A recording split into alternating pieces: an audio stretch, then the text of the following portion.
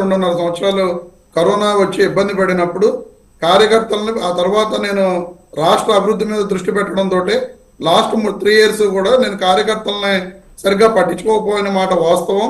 కానీ రేపు మళ్ళా మన ప్రభుత్వం వచ్చే ప్రభుత్వంలో ఖచ్చితంగా కార్యకర్తలు ముందుంటారు, కార్యకర్తలను గుర్తింపునిస్తాను, కార్యకర్తలే అంతా ముందుంటారని చెప్పి క్లియర్గా ఆయన ప్రతి మీటింగ్లో కూడా జగన్మోహన్ రెడ్డి గారు చెప్పడం జరుగుతుంది.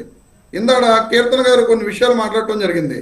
ఆవిడ చెబుతూ పొలిటీషియన్స్ ఆయన పట్టించుకోలేదు, పెయిడ్ ప్రమోషన్స్ చేసే వాళ్ళని శ్యామల గారు లాంటి వాళ్ళని పెడుతున్నారు, ఇప్పుడు కూడా అలాగే పట్టించుకుంటున్నారని చెప్పి ఆవిడ చెప్తాం జరుగుతుంది. పవన్ కళ్యాణ్ గారు పెయిడ్ ఆర్టిస్టులను తీసుకొచ్చి జబర్దస్త్ లాంటి దాంట్లో చెప్పే పెయిడ్ ఆర్టిస్టులను తీసుకొచ్చి ప్రచారం చేయించుకున్నాయి గెలిచిన వ్యక్తి పవన్ కళ్యాణ్ గారు.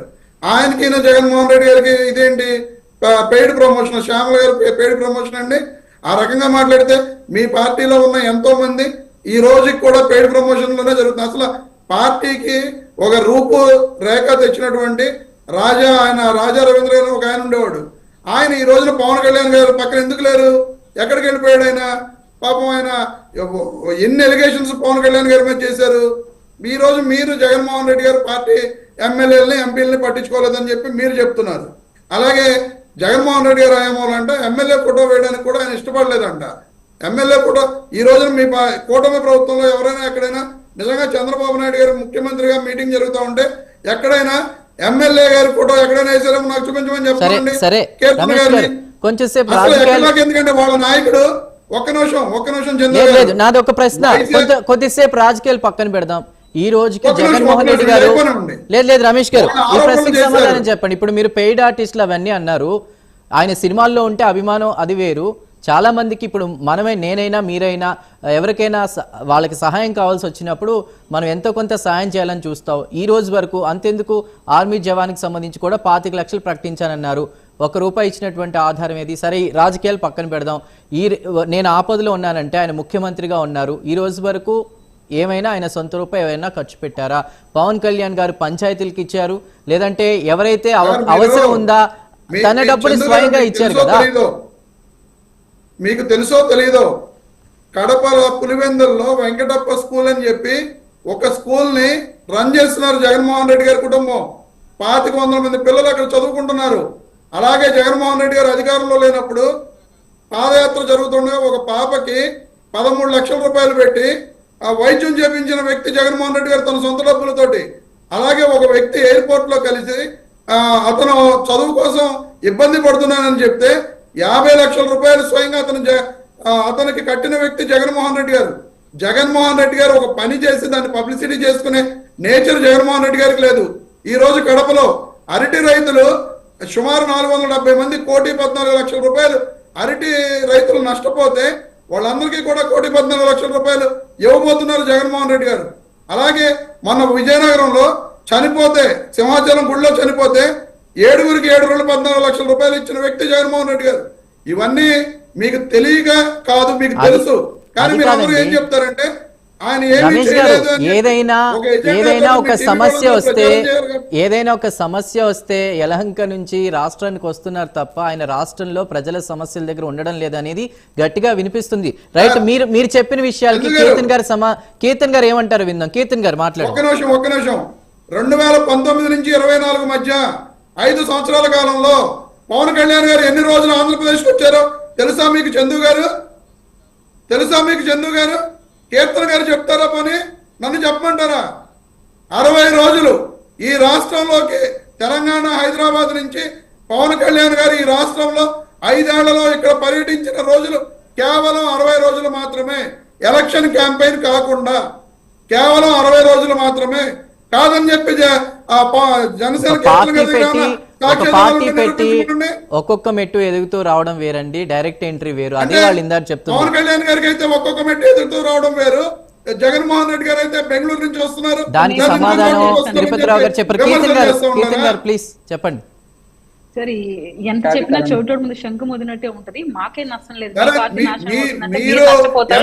నష్టపోతుంది. మాకేం ఒక నిమిషం ఆగండి, నేను ఆన్సర్ చేస్తాను. మీ పాయింట్స్ అని రాసుకున్నాను కదా. సార్ ఏమంటున్నారంటే కార్యకర్తలు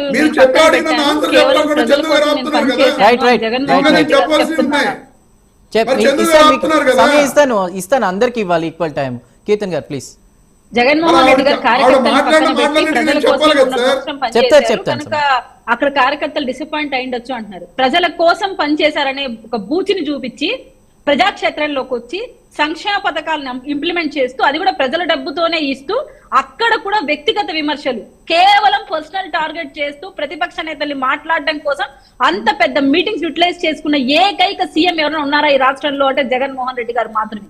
ఈవెన్ చిన్న పిల్లలు అమ్మఒడికి ఇచ్చేటప్పుడు కావచ్చు, పెద్దవాళ్ళు ముసలి వాళ్ళకి ఇచ్చే పెన్షన్ కార్యక్రమాలలో కూడా వ్యక్తిగత విమర్శలు చాలా నీచ స్థాయికి దిగజారి మరి జగన్మోహన్ రెడ్డి గారు ప్రస్తావించి మాట్లాడిన పలు సందర్భాలు ఎన్నో మనం గుర్తు చేసుకోవచ్చు చెప్పాలంటే. అంటే మీరు ప్రజాక్షేత్రంలోకి వచ్చింది ఎందుక మీరు చేసిన గొప్పలు మీరు చేసిన మంచి చెప్పడం కన్నా కూడా ఇతర నేతల వ్యక్తిగత జీవితంలో అంశాలు మాట్లాడడం కోసం మీరు 3.5 సంవత్సరం టైం కేటాయించారు. అండ్ ఇంకా హైలైట్ ఏంటంటే క్యాడర్ కన్నా కూడా ప్రజలకు ఇంపార్టెన్స్. క్యాడర్ కన్నా ప్రజలకు కాదు, కాలు నాకి మూతులు నాకే వాళ్ళు ఉంటారు కదా ఆర్జీవీ లాంటి వాళ్ళు, వాళ్ళకి గంటల అపాయింట్మెంట్ ఇచ్చారు మీ ప్రభుత్వంలో. అటువంటి వెధవాళ్ళకి అపాయింట్మెంట్ ఇచ్చారు తప్ప మీకోసం పోరాడి మిమ్మల్ని గెలిపించుకొని వచ్చిన ఎమ్మెల్యేలకు అపాయింట్మెంట్ ఇవ్వలేదు, మీకోసం నిలబడిన కార్యకర్తలకు అపాయింట్మెంట్ ఇవ్వలేదు, మీకోసం నిలబడిన ప్రజలకు అపాయింట్మెంట్ ఇవ్వలేదు. మీరు జగన్మోహన్ రెడ్డి గారు పాదయాత్ర సమయంలో పలు మందికి సహాయం చేశారట. అక్కడ యాంకర్ గారు అడిగిన క్వశ్చన్ ఏంటి, మీకు మీరు ఇస్తానన్న మాట ఏంటి, ఇచ్చారా లేదా? ఏదైనా ఇచ్చాను లేదు ఇస్తాను లేదు ఇవ్వబోతున్నాను, మేము అది పీకుతాం, అది కాదు కదా. ఇచ్చారా లేదా? ఇచ్చాము చేశామంటే పవన్ కళ్యాణ్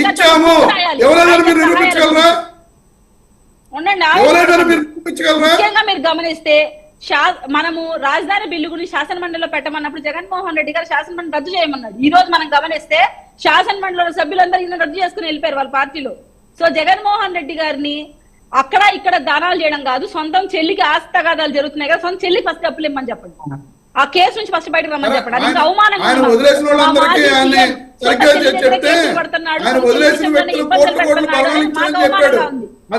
ఆ వదిలేసిన వ్యక్తి చెప్పింది నేను ₹1 తీసుకోలేదని చెప్పి చూడమని చెప్పండి వాళ్ళని.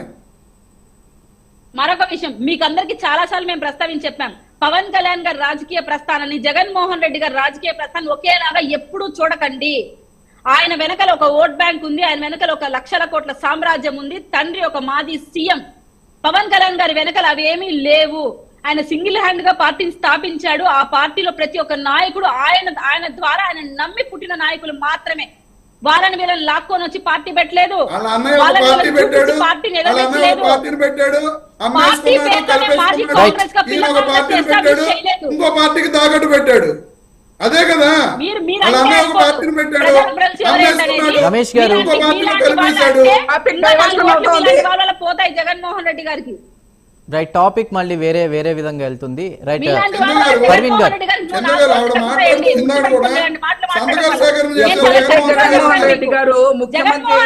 పొలిటికల్